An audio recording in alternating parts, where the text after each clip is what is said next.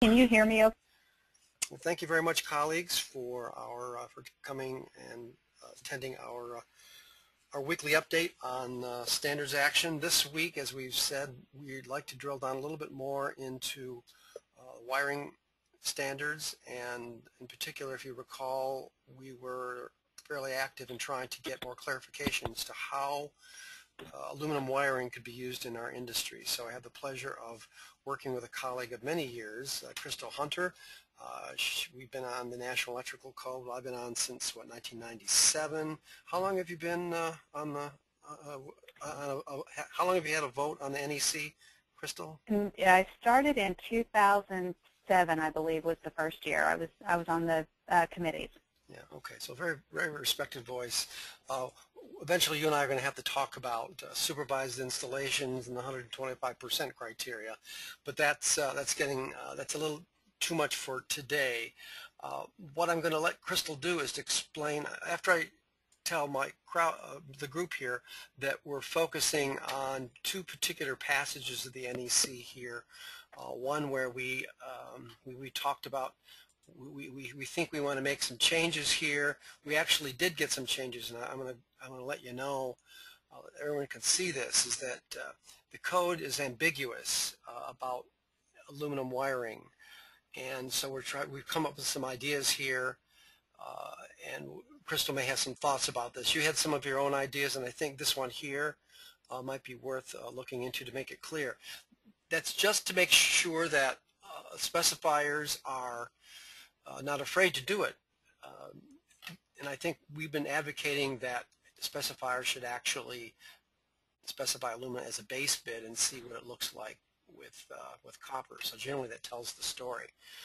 If they don't do that, then they more or less determine their outcome in many cases. So let's see, what else do I want to talk about here? Okay, and then we'll talk a little bit, Christel might talk a little bit more about how this is used. Typically this would be used by electricians. And then finally, what we've done here is we let others know that aluminum wiring has been used in our industry for a very long time. I'd say the better part of 50 years. These are all the stadiums, not just in our industry, but professional stadiums that have all used aluminum wiring. We go back to the State University of New York, going back to the 60s and the 50s. So long story short, there should be no question that that aluminum wiring does work. It's 2/3 or less as far as material goes. And I'm going to let then Christel get into more of the details, but probably she wants to give us, probably introduce us in the way she feels most comfortable. So I'm going to turn the PowerPoint over to you, Christel.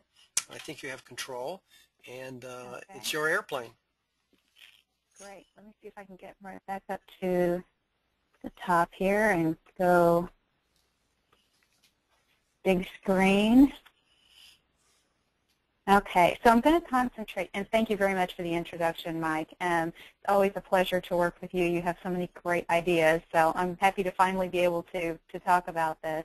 But we're going to concentrate on aluminum alloy conductors used in feeder applications. And the reason we limit it to feeder applications is because that's the primary area of conversion, if you will, in the market. So we're going to talk about aluminum alloy and how it's specified and permitted in the National Electrical Code. We'll talk a little bit about terminations because that's often the biggest concern with aluminum wiring. People have a lot of questions about it. And then we'll talk a little bit about case studies and other information that's available out in the industry. So my down button, let me see if that works. Come on. There we go. Hopefully I didn't hit the button too many times, but we'll see. So this, just a little slide to give you a little bit of my background. I'm a Director of Field Applications Engineering for General Cable. As Mike mentioned, I serve on NEC Code Making Panels 6 and 7, which is conductors and cable wiring methods primarily. I also serve on the Canadian Electrical Code.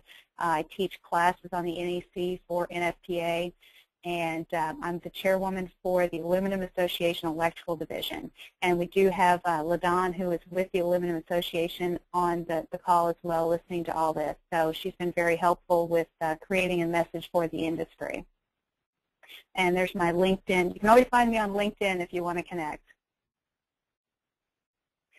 So a little disclaimer, anytime we do a presentation like this, because it goes to so many people in different places, then we always put a disclaimer on there. If you ever want any specific information about installations or need any help on the code, we're always available to do that. So our first topic is aluminum alloy conductors. And the question we get to start with, and remember, I'm just going to do like a high-level overview. It's going to go pretty quick because we have a limited amount of time. But if there are ever any questions in the future, we can always do longer sessions, or we can do individual sessions or meetings as well. So the first question we usually get is, why do we require a specific alloy for aluminum conductors in the National Electrical Code? And it goes back to a short history lesson. When back in the 60s and 70s, we started using utility-grade aluminum wire for branch circuits in mainly residential applications, and because of the shortage in copper and the high prices, they did a wholesale conversion to aluminum in many areas. Unfortunately, the devices, the connections, the whole system really wasn't designed for 1350 or utility-grade aluminum, so we had problems with the connection. So the industry looked at it and said, okay, we can fix this. We will change the aluminum conductor alloy, and we'll change the connections. And so all of that was changed, evaluated, studied, changed in the 60s and 70s. The UL standards were changed. The NEC caught up in the 80s. And because of that, we require an AA 8000 series aluminum alloy conductor. The AA stands for Aluminum Association. And the Aluminum Association is kind of the keeper of all of the different aluminum alloys out in the industry. So when you look at an electrical grade aluminum alloy for building wire, it's an 8000 series alloy. It's been required for most building wire in the NEC since 1987. And if you look at in the NEC, and for the 2011 or 2014 NEC, the reference is 310.106b, it tells you the specific insulation types that we require 8000 series for. And it pretty much includes everything that's used inside a building has to be an 8000 series aluminum. So an 8000 series aluminum is actually not that different from a 1350 aluminum. We add small amounts of alloying metals to change the mechanical characteristics of the metal, primarily iron. And there's a whole lot of information on what the iron actually does to the molecular structure of the aluminum to change its mechanical characteristics. But for now, we'll just leave it at we add iron to increase the tensile strength and eliminate creep concerns. Now, creep is the effect of increased pressure and temperature at a point in a system, the effect of that on a metal. If you increase the pressure and temperature to a certain point, you can cause metal to flow away from a connection point. We have reduced the creep rate of 8000 series by alloying the metal. So that lets us anneal the conductors so that they're softer and easier to work with. They still retain their high tensile strength, but it eliminates the creep concerns at the connection. So if you look at the connectability of an 8000 series aluminum, it's much closer and almost identical at various temperatures to that of a copper conductor, as opposed to a 1350 aluminum, which doesn't have the same low creep rates. So you get better connections with 8000 series aluminum. When you look at the NEC, sometimes there's a misimpression that you have to use a copper conductor unless everything specifically says you can use aluminum. Now, that's true in a way, but you have to look at how the NEC is organized. Chapters 1 through 4 apply generally to every installation. Then they can be modified by NEC chapters 5, 6, or 7. So when you look at 110.5 in the NEC for conductors, and it says conductors normally used to carry current shall be of copper unless otherwise provided in this code, you can't take that statement by itself. You have to look at the rest of chapters 1 through 4. For example, specific permission is given for using aluminum for your phase conductors and your grounded conductors in 310.106b. Specific permission is given for equipment grounding conductors in 250.118.1, and so forth. Typically, if you find a limitation for aluminum conductors, it's in some kind of specialty, very corrosive installation. But for normal installations, and even some corrosive installations where aluminum performs better, aluminum conductors are allowed. So if someone says 110.5 won't allow you to use aluminum in this application, it's probably misinformation. Now, another big question that we get from installers and engineers is, can I use it for grounding? Can I use it for my equipment grounding conductor? And yes, absolutely. Aluminum conductors are used for equipment grounding conductors all over the industry. The reasoning behind the myth that you're better off to use copper is that they say, well, you'll know if your phase conductors fail, but you won't know if your equipment grounding conductor fails. It's not really it's more of a feeling type myth than a true objection, because if your phase conductors are operating in a certain environment and a certain application, there's no reason to believe that your equipment grounding conductor would, for some reason, fail in the same application. Now, there are two actual limitations, and we'll look at that language a little bit later in the presentation, but the two limitations have to do with contact with bare earth and masonry, and those are specific limitations because of the nature of those applications. One other thing that you'll find, if you look at aluminum feeders in the industry, they're not exclusively XHHW-2 insulation, but they are quite often XHHW-2. If you see that -2, you know that they can be used continuously at 90 degrees C in wet or dry locations. You always have to take into account that you have your temperature, equipment temperature limitations. So you might be limited to 75 degrees C. You probably will be if you're coming into a panel board or a device. But you can use the 90 degrees C for temperature correction and ampacity adjustment. And the emergency operating temperature is 130 degrees C, compared to a thermoplastic insulation, which is typically 105 degrees C. Maximum short circuit withstand rating is 250 degrees C, as compared to a thermoplastic, which is typically 150 degrees C. So XHHW-2 is very common with aluminum conductors, and it gives you a much better temperature profile and operating performance than a thermoplastic. And if you are installing conductors on a rooftop, there was an exception added in the NEC in 2014 that allows you to use XHHW-2 without any of the temperature adders that are required for other conductors. Yeah. Christel, would you be able to go up a couple slides where you show the passages of 110.5? Sure.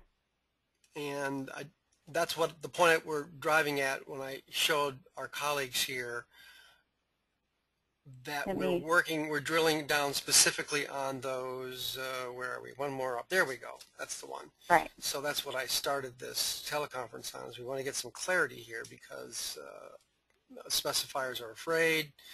And so that's one item I wanted to bring to their attention. The other thing, finally, is that the use of aluminum in data centers. I have some colleagues that do a lot of black work for the Defense Department, as well as Google and Microsoft and all the other big data organizations, and they are specifying aluminum, and it is saving huge amounts of money. So I'll let it go right there. I'm putting myself on mute so that you don't hear any background noise from me. So it's your show again, Christel. Okay, thanks, Mike. I appreciate that.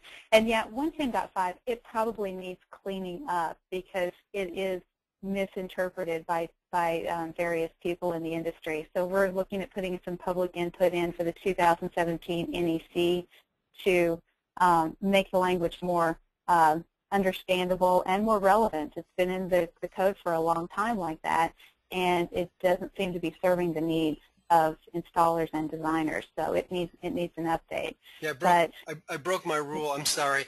They actually did try to fix this in 2011, but the Technical Correlating Committee, if you recall me putting shall be of copper or aluminum, That Right. actually was accepted. I was there and the committee voted on it, but I think when the technical core committee looked at it again before they went to press, they're saying, there's a little bit too much ambiguity here.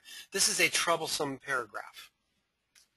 Right. And the problem comes in because you have to change conductor sizes for for ampacity needs. For instance, if you have a 3/0 copper and you want to change to aluminum, you need to use a 250 kcmil aluminum.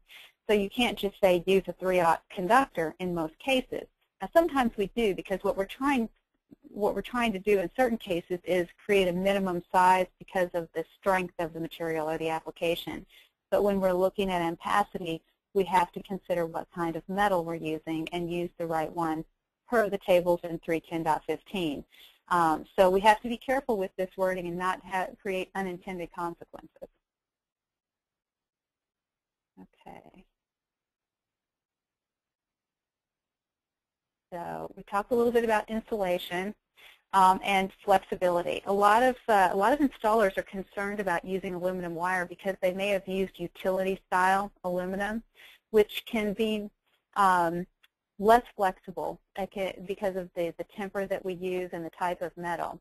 When you use aluminum alloy conductors, 8000 series, they are actually more flexible and have less spring back, which means when you bend it to a certain degree, it doesn't come back a great deal. So it puts less stress on your terminations and less stress on the electrician who's actually trying to bend it and make these terminations.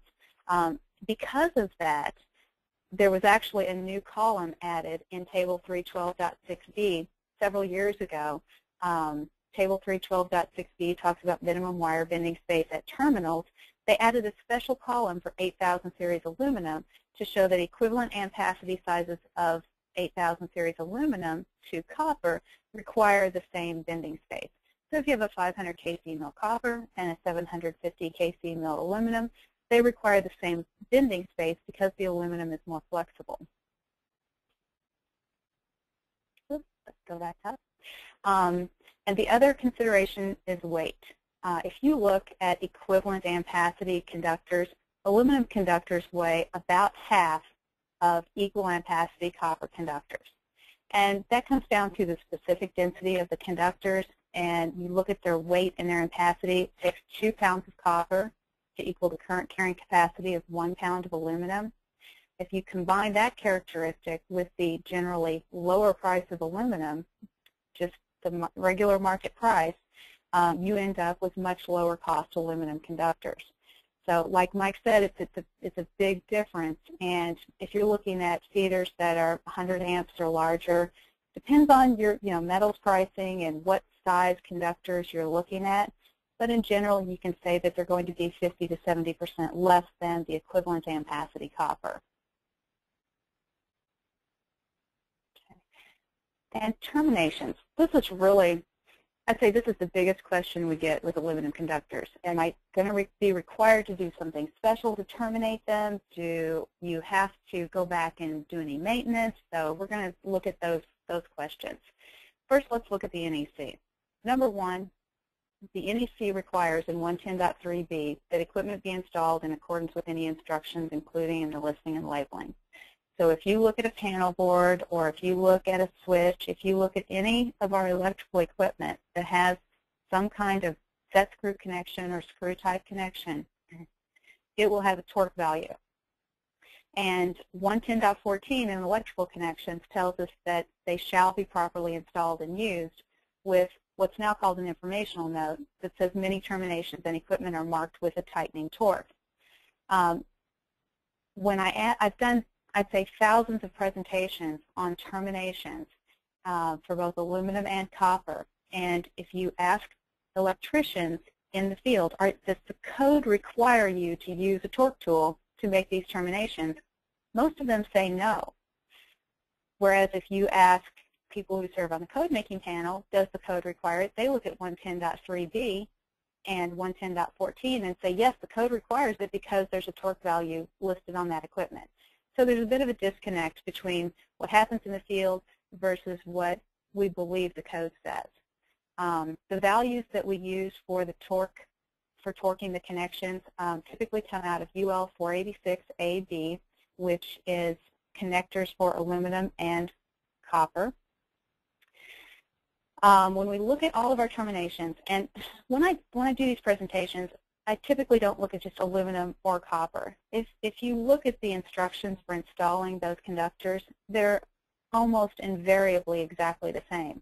As a wire manufacturer, we say that you have to install them according to the connector or equipment manufacturer's instructions. Quite often those include requirements for oxide inhibitor, specific torque values. If you're using a compression connection, you have to use a particular tool, a particular die, and the specific method that they recommend. Quite often people say, well, with aluminum conductors, I use oxide inhibitor. Well, we're not saying don't do that, but we're saying if you're doing that with aluminum, you should be doing that with copper as well, especially if you're putting a copper conductor onto an aluminum connection. Because what we're really trying to avoid with oxide inhibitor is corrosion. Galvanic corrosion is one of the biggest problems that we have with connections in the electrical industry. When you put two dissimilar metals together in an environment that has high humidity or some kind of atmosphere that will promote corrosion, using that oxide inhibitor can prevent failure. So it depends as much on your application and what metals you're putting in contact. It's not just if you use aluminum conductors, you should use oxide inhibitor. Look at what the manufacturer recommends. Look at your installation. That's what determines the usefulness of oxide inhibitor. So, Christel, when you were here at the University of Michigan, maybe 2 or 3 years ago, you had actually done a test with the electricians at the joint apprenticeship training session, and I hope if we can get a copy of your results. Didn't you publish that in the Electrical Inspector magazine?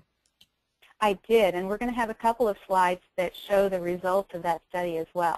Okay, but good. You can always, yeah, and I can provide the link to the IAEI, the International Association of Electrical Inspectors magazine as well, where that was published. Great. So we're at about our halfway mark here, just as a marker. So okay. Okay, great. We're doing good. Terminations for aluminum conductors must be listed and marked for use with aluminum. That's the basic requirement. It's not that you are required to use a special connector. It's just like anything else in the code. The connection you use has to be compatible with the conductor. So if you are using aluminum conductors, just make sure that your connectors say ALCU, AL9CU, or AL7CU. It's possible you could get a connector that only has AL on it, but that's very rare. Most equipment manufacturers use dual-rated lugs and connections in their equipment so that the equipment is suitable for both aluminum and copper. So I'm going to show you a curve. It's called the bolt force relaxation curve, and we're going to talk about torque values, and this is going to lead into the study that Mike just mentioned. A lot of people believe that the tighter you get a connection, the better it is. Unfortunately, that's just not true. The best practice is to tighten the connection to the manufacturer's recommended torque and then leave it alone. There is something called relaxation of metals that occurs with both copper and aluminum, but relaxation occurs on a different curve than the tightening curve. If you tighten it to the manufacturer's recommended value, the connection will remain stable in the absence of some very unusual force like a fault current. So if you look at this curve, the bolt force relaxation curve, the top curve is the tightening curve. As you apply contact force, you lower the contact resistance between the connector and the conductor. When you reach the point to the far right where it says F2, you can see that the curve has flattened out. So if you tighten it more than that, you're not going to see any further reduction in resistance. You're simply going to create risk of damaging the conductor, the connector, or the equipment. So tighten it to the recommended torque and then leave it alone. Then if you look at the lower curve, the relaxation curve, the connector manufacturers take into account the fact that we have cycling of the load and that we have metals relaxation. They already know that. So if you tighten it to the recommended torque, the natural relaxation and cycling will over time result in a slightly lower force at the connection, but you still have a low contact resistance, assuming you've reached that tightening torque to begin with. And that's with aluminum or copper. It's the exact same curve. Here's a photo of the torque test assembly. Burndy and Alcan Cable teamed up to do a test at various trade shows and locations in the industry. And we asked primarily... Is that at U of M there, or is that another trade show? I'm looking at those. That is. It is, okay. Yes. There's you, and there's all the guys you fooled. Yeah, go ahead. Exactly. Yeah, this was the very first time we used the torque test assembly back in 2009. And you can see the test assembly on the table there, and we used a remote meter so that our victims, our participants, were tightening the connections on the set screw connections to see how close they could get to the recommended torque without being able to see what the value was. And unfortunately, they didn't do very well. We could see their results, but they couldn't, so we recorded them, and we had several hundred people who took the test over several different events. Uh-oh. So we're going to go back and look at that chart. There it is. You got it, Mike? I got it. And what we found is that it didn't matter if they were an electrician or just someone who had never touched a tool in their life. The percentages were almost exactly the same. And it didn't matter if we used copper or aluminum conductors. Only 1 in 4 could get anywhere close to the recommended torque without using a torque tool. So 1 in 4 got within plus or minus 20%. And if you've ever done any kind of mechanical work, you know that's a huge range. But you know, connector manufacturers say if you get within that range, you're still going to have a stable connection over the life of that termination. So we gave them a plus or minus 20% range.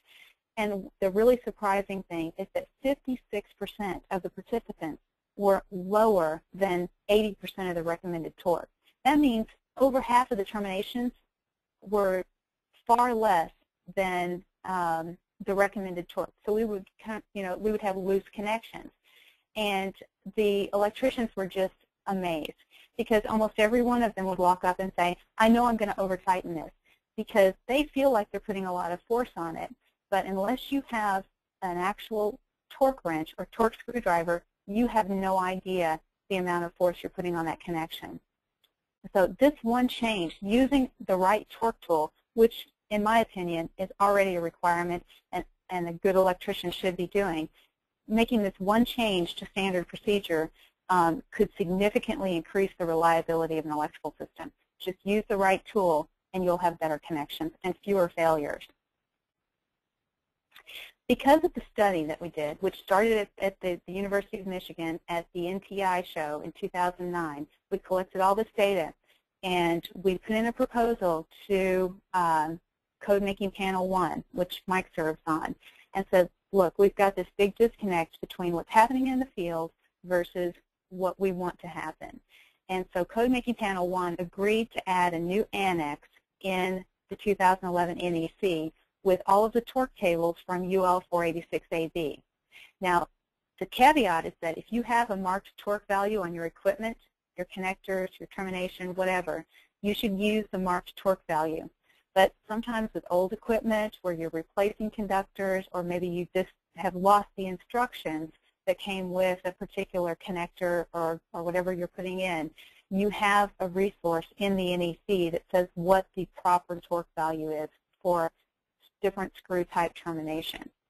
So this was, this information obviously was available from UL, but very few people walk around with a full set of UL standards, and it was in the NEC handbook. But this way it's actually in the code language. Now I'll move a little bit faster because I know we're getting kind of short on time. This is just a pictorial of different types of ALCU lugs. Nearly every connection out there now is made of aluminum. They are aluminum-bodied lugs with typically a tin plating so that you can put copper conductors on them as well. Sometimes you'll see pin connectors. They're also called adapters or wire connectors. If you have upsized your conductors for whatever reason, voltage drop, or you've changed from copper to aluminum, and the final termination doesn't accept the size conductor that you're using, you can get an adapter to create an intermediate step between the conductor and the connector so that you have a properly sized connection. But don't just use pin connectors because you have aluminum conductors. That was a fad in the 80s. And unfortunately, if you do it when you don't need to, you've just added the possibility of another failed connection in your system. So only do it if you need to. I mentioned earlier there are a couple of restrictions for using aluminum for grounding connections.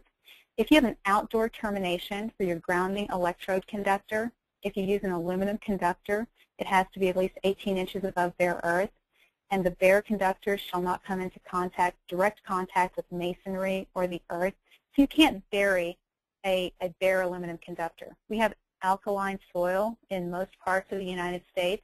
That alkalinity attacks the oxide layer on the aluminum, which we need that oxide layer when we have bare aluminum to protect our conductors. We've all seen transmission lines hanging overhead for decades. We know that works great. But when you put it in a bare conductor in direct contact with the earth, you create an opportunity for corrosion. Same language for equipment grounding conductors, which typically would not be in direct contact with the earth, but the language is in there nevertheless. So what do? If you have aluminum conductors, you do not go back and just put a wrench on it once a year, which unfortunately has been a common recommended practice. Unfortunately, you'll just end up damaging your conductors or your equipment. The preventative maintenance for aluminum conductors is the same as copper. Do a visual inspection of the insulation near the lugs, look at your cable jackets, straps, and connectors.